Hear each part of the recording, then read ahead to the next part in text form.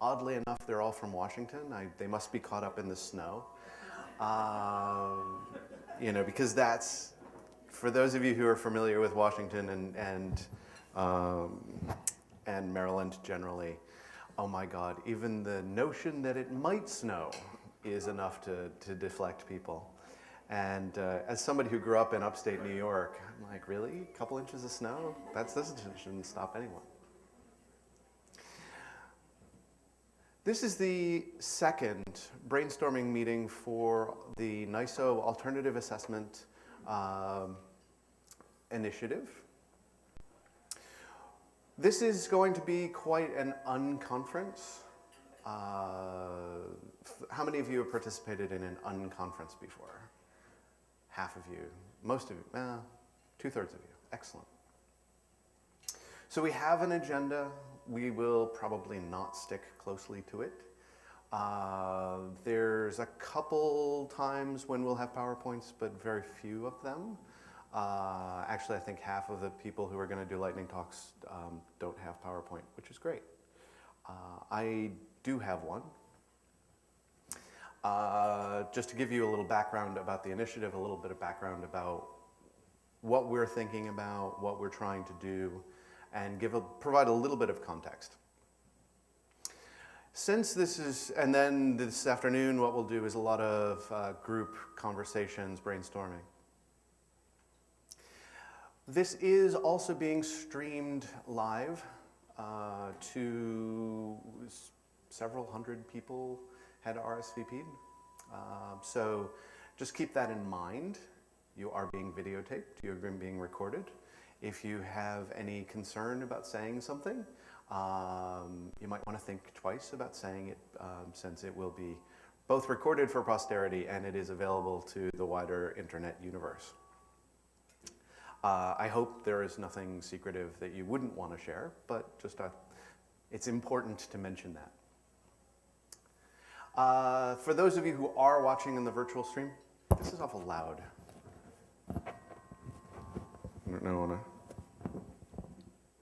always told not to touch the mic, but if you are watching virtually, what I want to make sure is that we try and open a channel. So we've got people who will be monitoring Twitter, using the hashtag NISOALMI, Altmetrics Initiative. We also have, of course, email to N. Lagasse or J. Wood at NISO.org.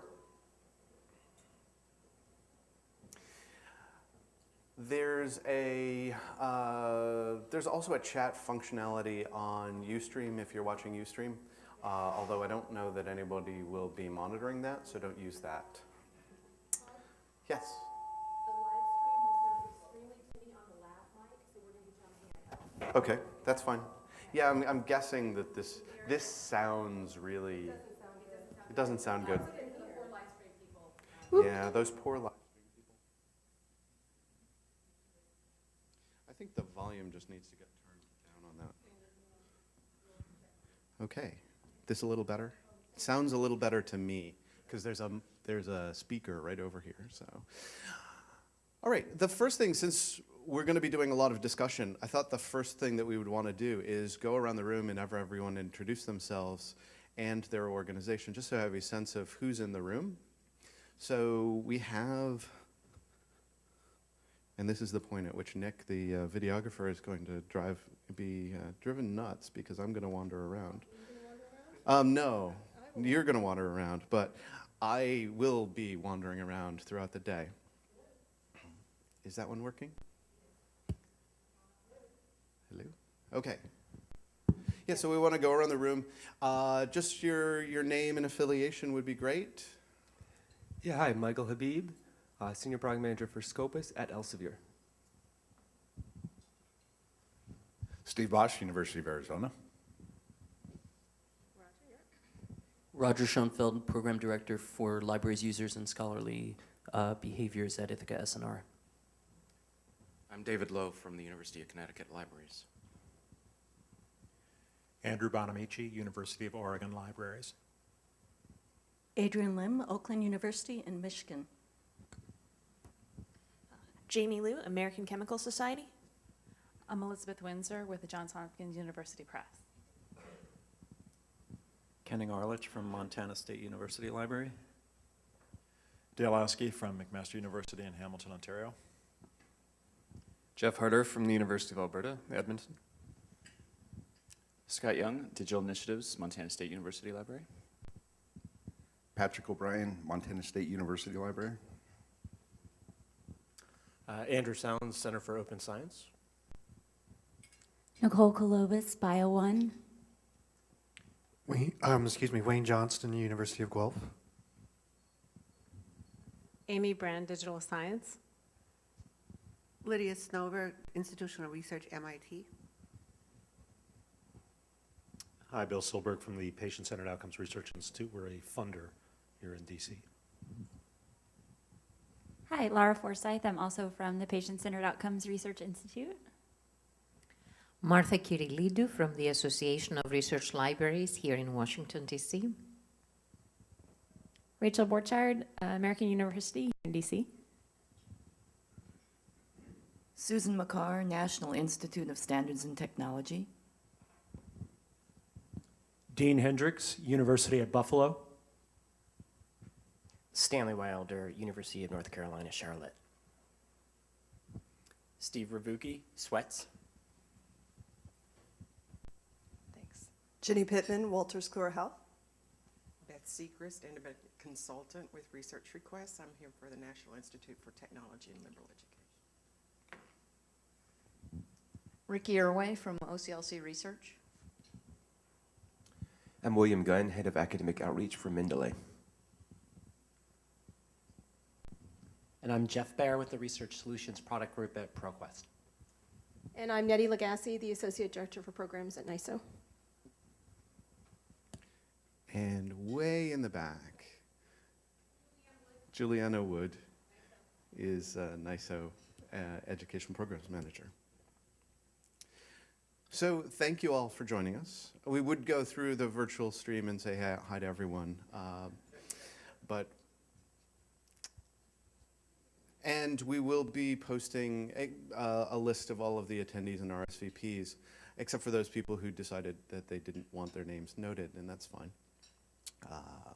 What we're trying to do is be as open and participatory in this process as we can be. That's why we're streaming it, we're recording it. I would like to also, before we begin, thank the Alfred P. Sloan Foundation for their generous support of this initiative. They've been a great supporter of NISO over the last several years and really appreciate their support both of this initiative as well as a variety of other initiatives in the community. So many thanks to our friends at Sloan.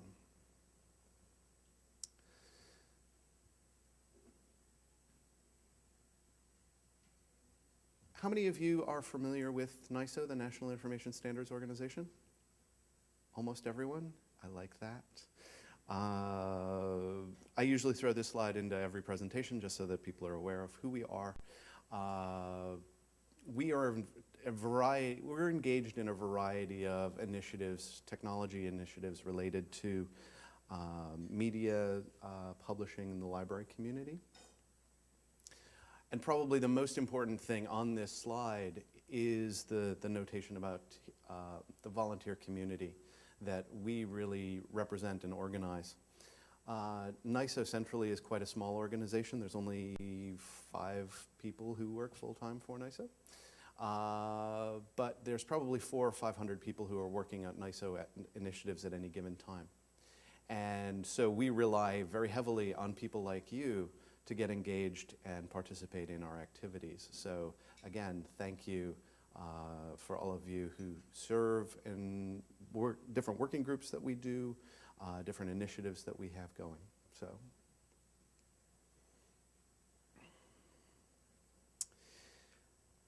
This is a quote from Sir Isaac Newton about standing on the shoulders of giants.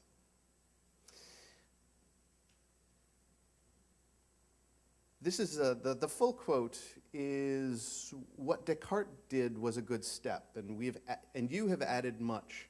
in several ways, especially in taking ye colors on the thin plates into philosophical considerations. If I have seen further, it is by standing on ye shoulders of giants.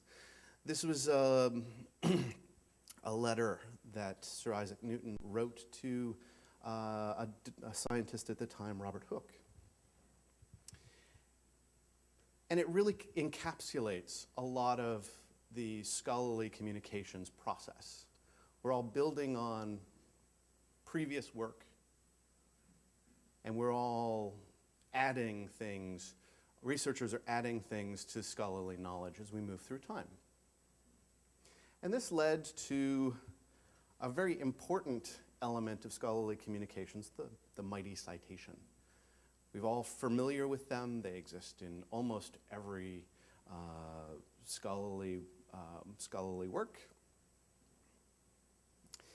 And in the 1950s, Eugene Garfield, who was a PhD working in bibliometrics, came up with the notion of an impact factor. And how can we use citations to measure the quality of journals? And this is tremendous success. After he wrote his thesis on this, a couple years later, he started a company, the Institute for Scientific Information. One of the things that they publish, which was subsequently acquired by Thomson Reuters, is the Journal Citation Reports, the impact factor. And many, many, many publishers over the years have touted this as the, careers have been made or lost on impact factors. So back in the days when I was a publisher, we often waited until, I think it was mid-June, when the impact factors went out and a series of press releases went out about how much our impact factor is up, and isn't that a wonderful thing? And this has became the standard, if you will, for measuring impact. And everyone wants to know what the impact factor of a journal is. Even the newest forms of scholarly communication, I'm thinking here of PLOS, was incredibly excited and touted the fact that they had an impact factor when it was assigned to PLOS 1. And if there was something that new forms of metrics or alt metrics are alternative to, it would be this. And fast forward a few years, there were two Stanford students who were looking at the issue of citations in the internet and using links as a method for assessing the quality of materials. They were funded through, I think it was an NSF grant. NSF is very proud of this. They created a software called Backrub. That was the notion. I rub your back, you rub mine, in terms of assigning quality and this links and how do you measure links. So as graduate students, what they did, they came up with their idea, they wrote a paper. Then they started a company in someone's garage. This kind of sounds typical of Silicon Valley. And that company then became Google. In a way, Google is an alternative metric. It's a very important alternative metric, but their PageRank algorithm is essentially a modern version of citation metrics, bibliometrics. So, of course, simple conclusion, citations are everything. Isn't that fantastic? Perfect solution to the world's problems, no? I want to circle back to the quote that I started out with, Sir Isaac Newton. The quote here was in a letter to Robert Hooke. Hooke was another scientist at the time, and the two did not like each other. Hooke's criticism actually precipitated Newton's withdrawal from the Royal Society in the late 17th century. So they'd had a couple decades of back and forth of not liking each other. Another thing to think about in this quote is Hooke was a very diminutive man, fairly small. So by saying, if I've seen further, it's by standing on the shoulders of giants, well, actually, this is kind of a not so subtle dig. You really don't know what you're talking about, and I'm standing on your shoulders because you're really small, and I don't have much respect for you. So citations aren't always what we think we are. People have been talking about this for centuries as this great quote of acknowledgement of your success and a recognition of your work. But really, in the history of science, this was a not so subtle slight. It's changed its meaning over time. So citations aren't necessarily always good. Citations can be bad. What is the reason for this citation? None of that is captured in sort of impact factor in citation studies. Sentiment analysis, basically. Another issue with citations is they are very, very late indicators of what's happening in science. Someone does some research, does an experiment, comes up with a discovery. They then write a paper. That paper gets submitted, published. Nowadays, it might take a couple months. Several years ago, it would have taken years to get through. Then someone else has to read that literature, do another experiment, write another paper in order for that citation to be captured. So it could take years between an actual experiment and the eventual impact is noted in the scientific literature. So this is another problem with citations. There's a variety of others. So where do we go from here? Hopefully we haven't crashed on an island somewhere. So what are we looking at here at NISO in this initiative? One of the challenges with alternative metrics assessments is we don't really have a good definition of what they are. They encompass a variety of things.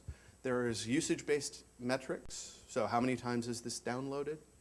That one would think that was a simple thing to define, but it took Project Counter a couple of years before it was able to come up with a recommendation about what an actual download is and how do you define those things.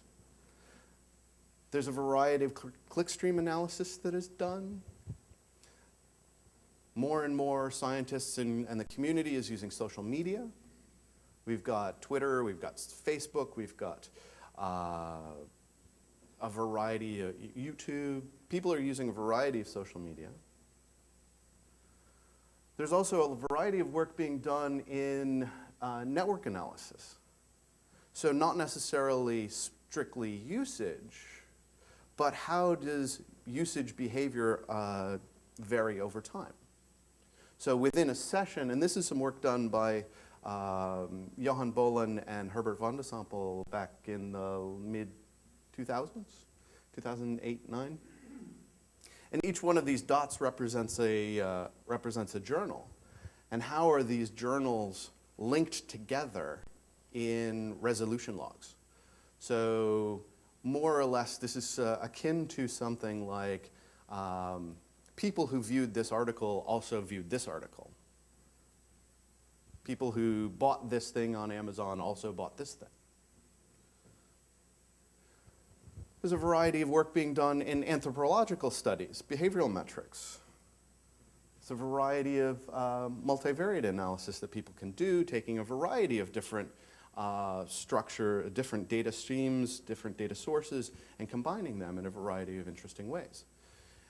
Then you get into very interesting things about sentiment analysis. What do people mean? And there's a variety of work being done by scholars that isn't easily citable. This is my wife's a professor of theater, and her research is to do performances. So how do you cite this, and how do you capture this? And Researchers are also creating a variety of new forms of scholarship, data sets, software. What's the use of software? How do we quantify the use of a data set? If a data set is incorporated into a variety of other data sets, and that data set is then used, how do we quantify that?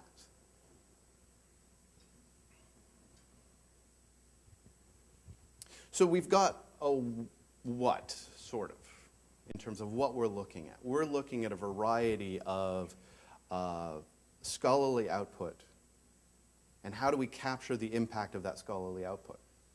So now the question becomes, how? So what could be measured? We could measure usage, we could measure behavioral analysis, we could measure network activity. But how do we measure these things? What's a Mendeley reference? What's a Facebook like? What does that mean? What is a retweet? And how do we capture that and quantify it? And then the question of granularity. At what granularity do we measure these things? The impact factor measured journals. But really what's more important is the article. I want to know not necessarily that this article was published in Nature. I want to know what the impact of this article in Nature. Is this the best article in Nature or the worst?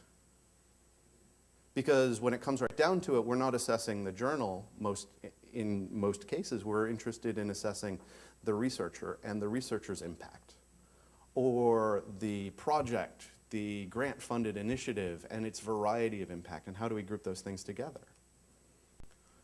So another question here is, which measurements are valuable?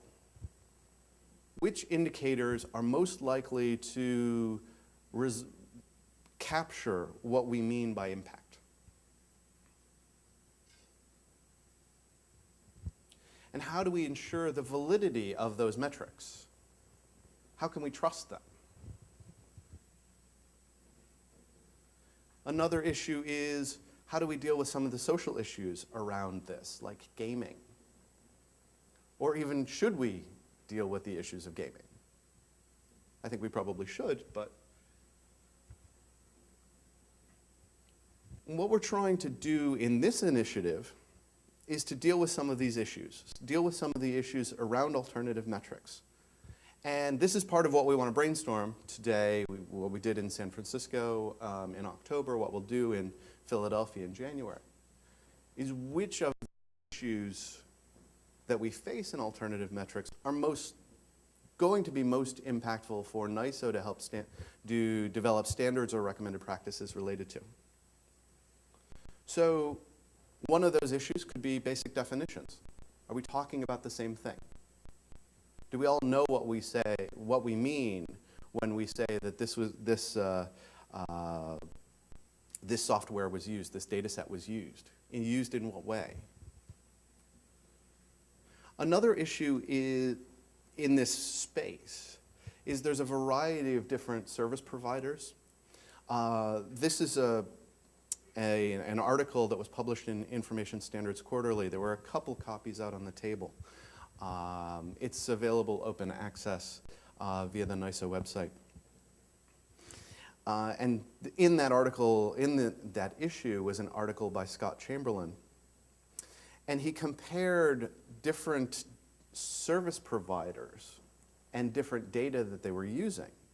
And one would think that if they're using the same data source, and you don't need to look too closely at the slide, basically the notion is that if you're using the same data source, you should come up with roughly the same number about how many times something was used.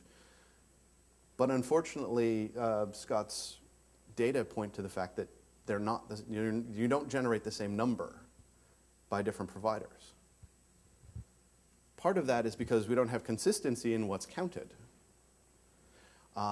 Think of DOIs, for example. You could count DOIs, but there could be multiple manifestations of that article. Are you capturing all of the different manifestations in different institutional repositories, not just the publisher's version? So there's a variety of, are we capturing the same thing? Are we capturing it in the same way? Another issue here deals with the question of authorship and disambiguation in contributor roles. The ORCID initiative is doing great things in terms of identifying individual researchers and assigning an ID to individual researchers. But if you have 20 authors, what did people do in that? And how do you distinguish different people's activities in writing that paper? Someone could have been the PI on the grant. Someone could have been the head of the lab and have their name on the paper because they were head of the lab, whereas someone else actually did that particular project or analyzed the data or was the engineer on the machine. And if you think about papers like the Higgs boson paper, I think there was something like 1,800 authors. What does that mean? There was, I think in the paper itself was 8 pages and there was 6 pages of authors. I mean, does that mean if you weren't on the list, then maybe you should maybe not be in physics? But basically,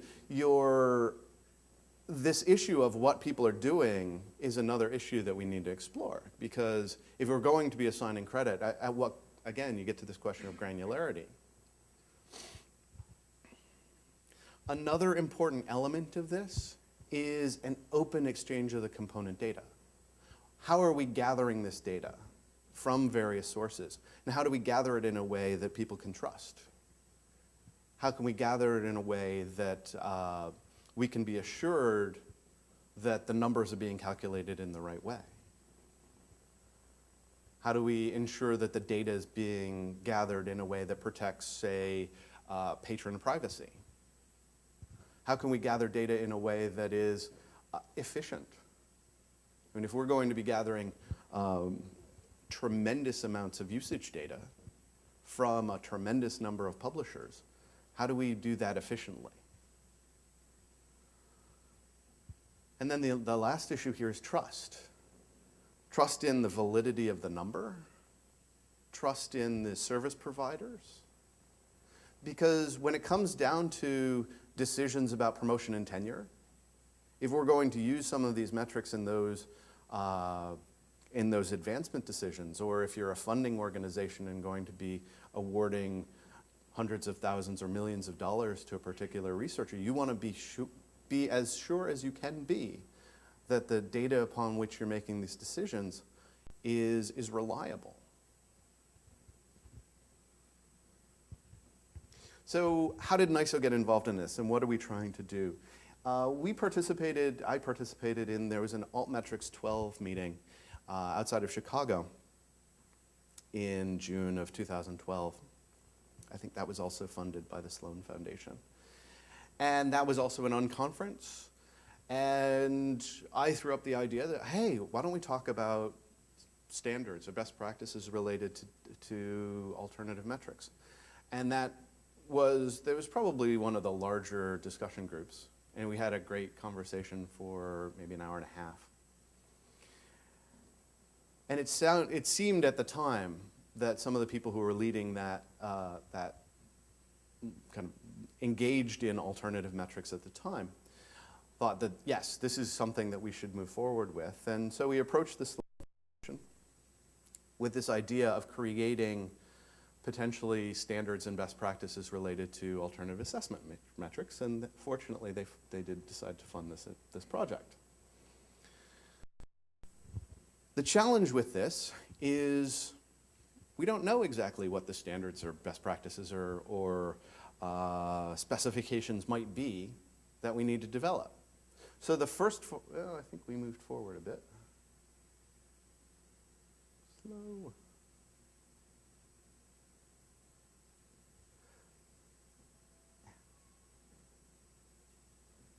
No. There we go.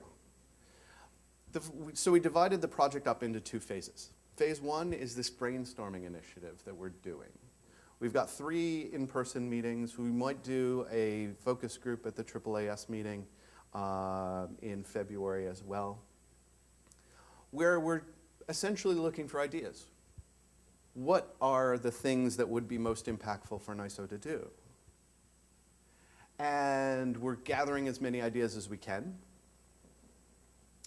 And then we'll put those into a report. We'll publish that report in late spring next year.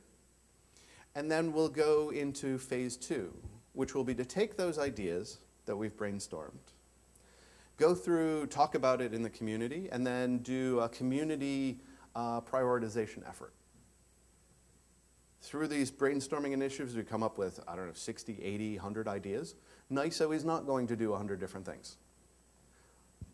We might do 6, 8. We need to know what those things are, so we'll undergo this prioritization effort. Then we'll take the ideas that have been prioritized, we'll pitch those to NISO's leadership community, and then move forward with the projects that the NISO members approve. We'll form a working group in October, roughly September, October. We'll go through a development phase for maybe a year or so, and then work towards consensus development, do a trial period use for a couple months of this is what we've come up with, how does it work, is it working well, and then hopefully we'll publish some final standards in 2016.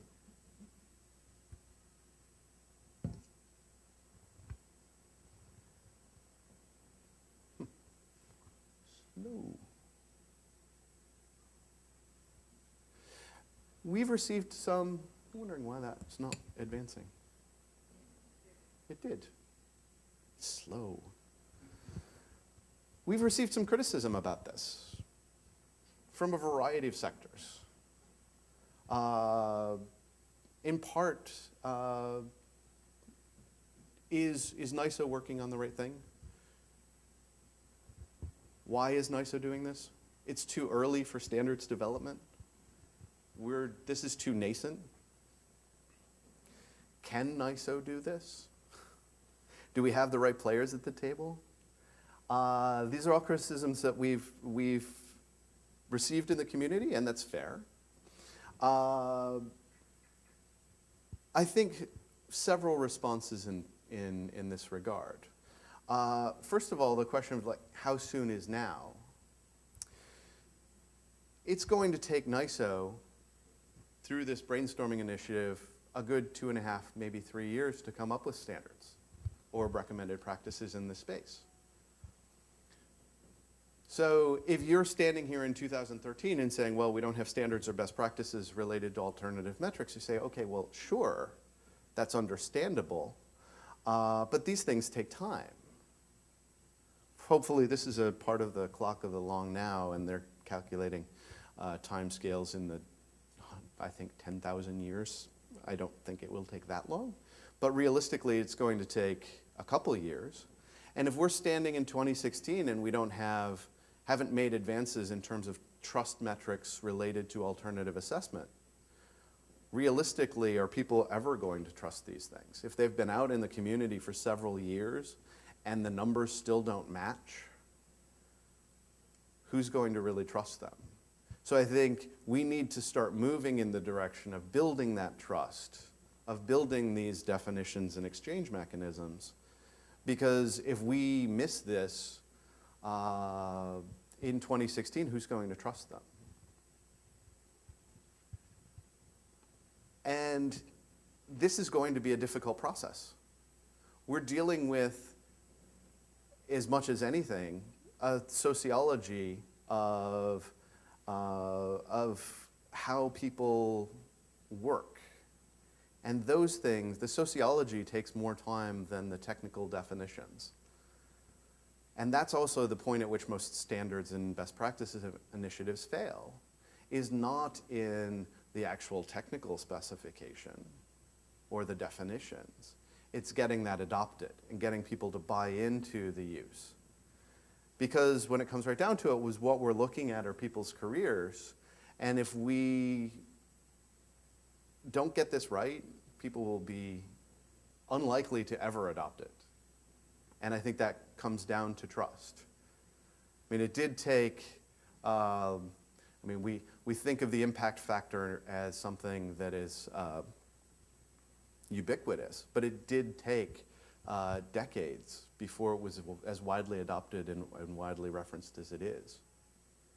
One of the other things that we want to do, and this is a quote from The Matrix, is get to a point where we don't worry about the calculations.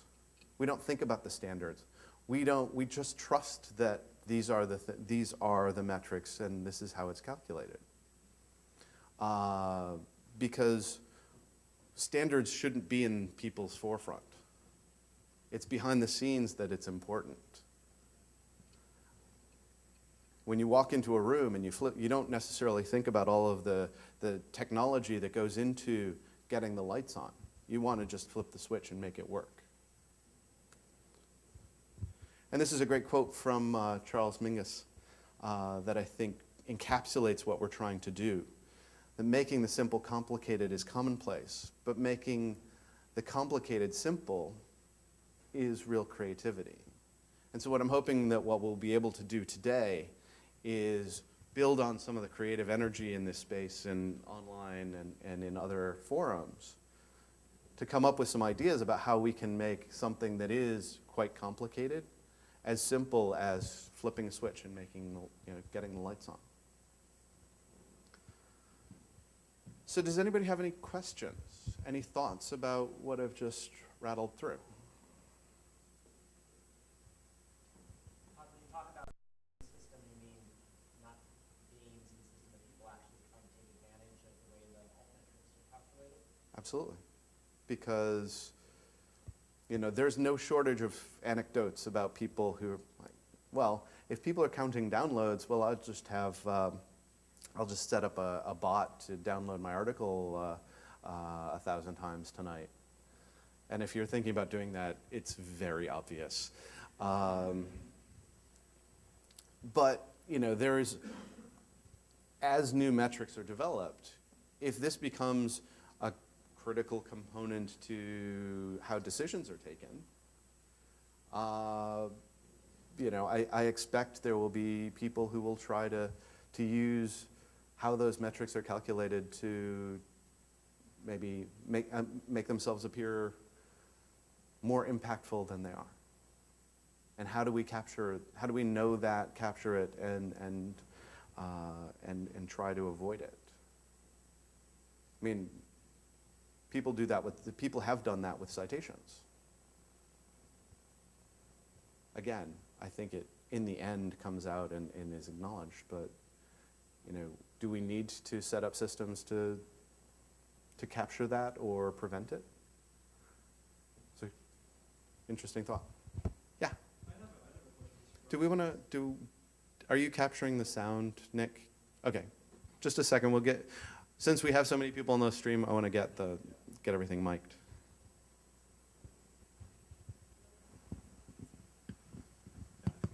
Yeah.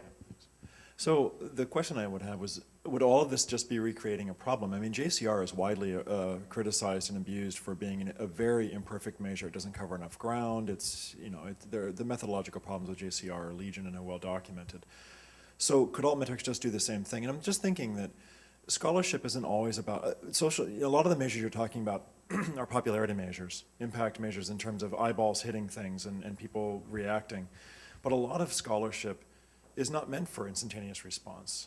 If someone is writing something that is groundbreaking but is not Facebook friendly, if we start assessing based on its splash in social media, just to use the really simple example, we're not really assessing the quality of scholarship. Still, all we're doing is just recreating JCR in a new TIC method. Potentially. Potentially, yes. Yeah, it's kind of a major concern for. No, absolutely. I think one of the things that we need to be careful of is not creating one number, however that number is calculated, that people will use as a proxy. So regardless of how we count things, we need to keep that in the back of our minds, and that's absolutely true. I think what is important, though, is that there's a variety of new new ways to measure what's taking place in the community.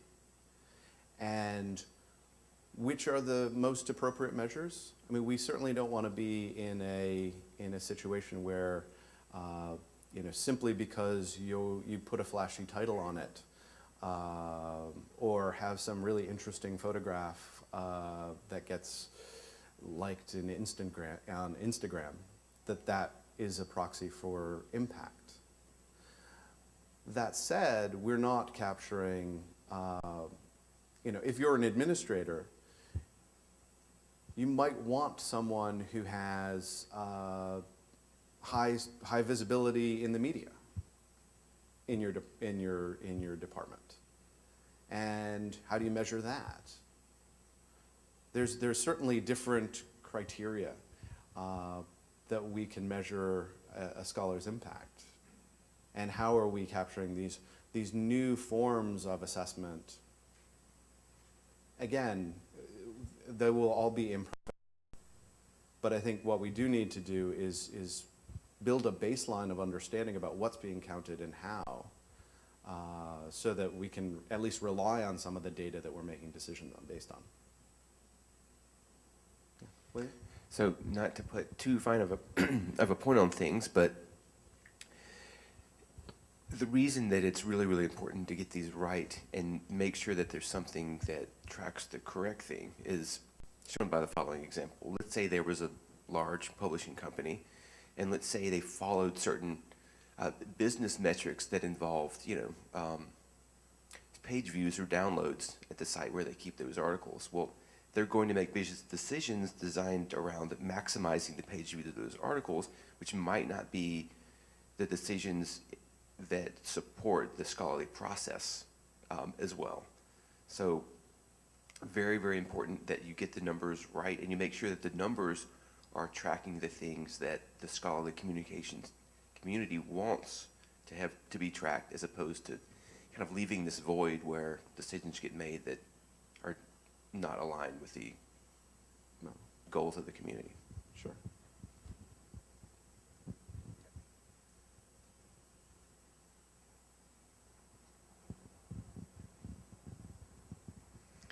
Hello, this is Martha. Can you talk a little bit, Todd, about the distinction between research analytics and alternative metrics? Because I think some of the observations we heard about, scholarship needing to be judged with indicators that may have a maturation cycle that's different than the social media, tweet, Facebook likes, alternative metrics may behave, so it's a time-space continuum, and I think where some of the research analytics, alternative metrics boundaries are. Can you tell us your reactions to that? Well, sure. I think that's one element of the impact factor that people often forget is half-life, which is incredibly important bit of the data that's provided by ISI. And I spent some time working at BioOne where we worked in biological sciences.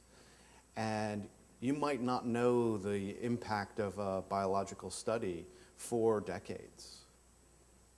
I mean, at the moment, because of global climate change, some of the research that was done in the 1920s, 1930s is actually incredibly important today, because you looking at ecosystem change over decades.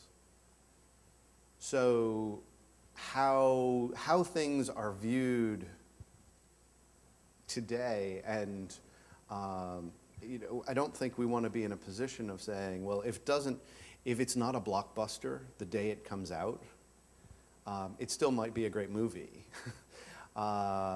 This might be a great research article or might be a great research output, but we might not know it for 10, 15 years. So that's definitely going to be an element that we want to at least consider and think about, and not overly weight, yesterday's science or today's science, that there is absolutely value in trends over time. And how do we measure trends over time? So, the longitudinal element of these analytics is also very important. And, I think that's another element of this conversation that we want to have.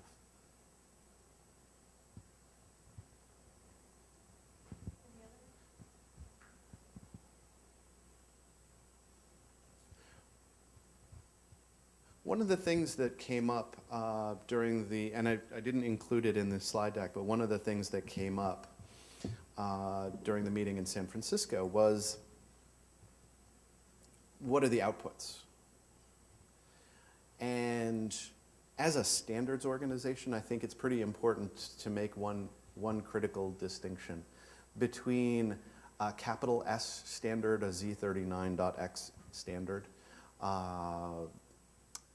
and other things that we do and create in the community that are kind of lowercase standards, lowercase s standards. These are things like best practices, research that we could do, white papers that we could do, or that other organizations could do. There's certainly a variety of players in this space that also advance our understanding. I think, and I highlight this pretty often in terms of something that we're all familiar with in terms of publishing. There's no standard for page numbers. Every book has them. We all know what they mean. But there isn't a formal ISO standard for page numbering. It developed out of a business process need to be sure that you're putting page 78 before page 79. But these things are developed in the community and become very important. So that we need to think about that as well in this context, that we might not necessarily need a formal specification for data exchange. We might need best practices about confidentiality. That isn't necessarily a standard, but it's a business practice. How people do things is as important as this formal specification for how data should be formatted. So as you're thinking about things that NISO could do, think about, well, what kind of community practice that is beyond a formal specification that might be necessary. How do we get data from one organization to another? Could be a specification for that data exchange, but there is a variety of other ancillary practices that go around that as well. So, like data citation standards is something that we've been spending some time on at NISO. You can have these are the data elements that need to be included in a citation, but you can also say there's social practice that the editors need to include. There's peer review process that needs to go into including data, and so what are those things related to alternative metrics that are not necessarily specifications but business practices is also something that NISO does a lot of work, and actually we'd probably do more best practice recommended practices than we do standards today. So again, that's something to think about. So is there any other questions, comments before we dig in? All right. Well, this will be the longest, I think, anyone will be standing on the stage talking to you all. I think on the agenda we had time for a break now. Yes, so it also said at 8:30 we would sort attendees into interest groups for first breakout session. Yeah, one of the things that we wanted to do is the discussions that will take place this afternoon. We wanted to group people together into areas of interest. I mean, we don't necessarily want to have all of the administrators in one group and all of the publishers in another group and all of the librarians in another group. But if you had a particular area of interest related to the scholarly marketplace, we want to group people together into discussion groups in order to facilitate those conversations as we move forward throughout the day. Since I think we're only going to have one breakout group, as I recall, not staring at the agenda, so. The agenda indicates two, first round of discussion. There's going to be 2 rounds of discussion where we'll move together. So why don't we do this? Why don't we break for a couple minutes, refresh the coffee. Then we'll get into, there's a handful of you who had wanted to do lightning talks. We'll do that for, I think, 45 or so minutes, depending on how long those people want to talk. If you want to talk for 45 minutes, I'll throw things at you. But and then we'll also then do a kind of group brainstorming initiative. You all have Post-it notes. You can write your ideas in terms of what NISO could be working on, what problems are in the community, and then we'll post those up and group them in, and then have a conversation about those ideas. So with that, why don't we take, I think it's 10 minutes, thereabouts, and then we'll dig into it.